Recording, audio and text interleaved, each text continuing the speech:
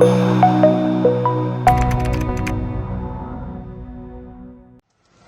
الرجال؟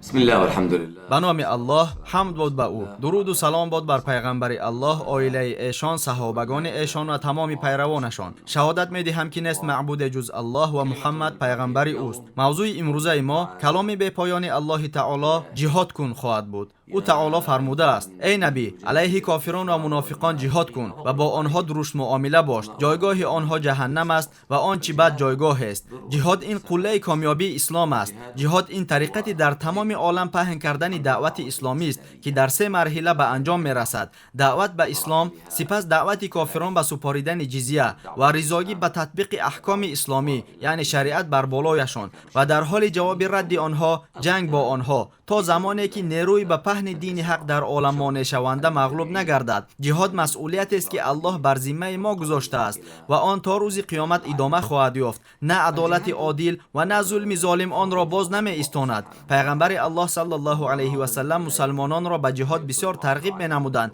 و قرآن کریم نیز به آن فرا می خواند: و در راه الله با مالهایتان و جانهایتان بجنگید. از ابن عباس رضی الله عنه روایت شده است که پیغمبر الله صلی الله علیه و سلم گفتند: هیچ روزی نیست که عملهای خیری در آن انجام یافته به الله محبوب تر از اعمال باشند که در این 10 روز به اجرا می رسند، یعنی 10 روز اول ماه ذوالحجه. از او پرسیدند: یا رسول الله، حتی اگر آن جهاد در راه الله باشد هم؟ رسول الله صلی الله علیه و سلم چنین پاسخ دادند: حتی اگر آن جهاد در راه الله باشد هم، بجز آدمی که حیات و مال خود را زیر خطر گذاشته راه الله را پیاده نمود و از آن به این چیزها برنگشت. بنابراین هرگاهی که انسان در راه الله چیزی را قربانی می‌دهد، آن نزد الله البته مقبول و مکافاتش عالی خواهد بود، زیرا این دنیا دنیای فانی است که مال در آن از آن الله بوده، جان نیز از اوست. و اگر انسان با جان و مال خود جهاد را پیشه کند، معلوم می شود که او توسط تمام چیزهای می جنگد که مالکش است، چیزهایی که در اصل نه از آن خود اوست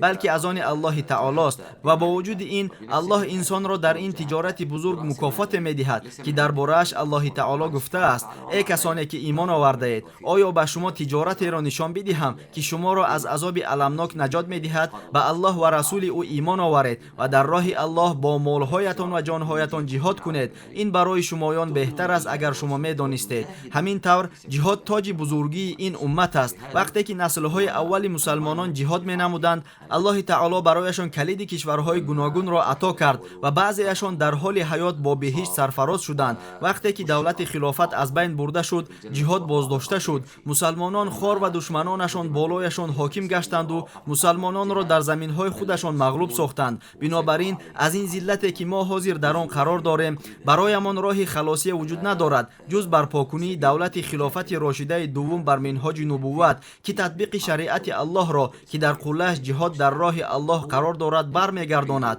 از الله برای خود و شما طلب بخشش میکنم. السلام علیکم. استغفر الله لی و لکم و السلام علیکم.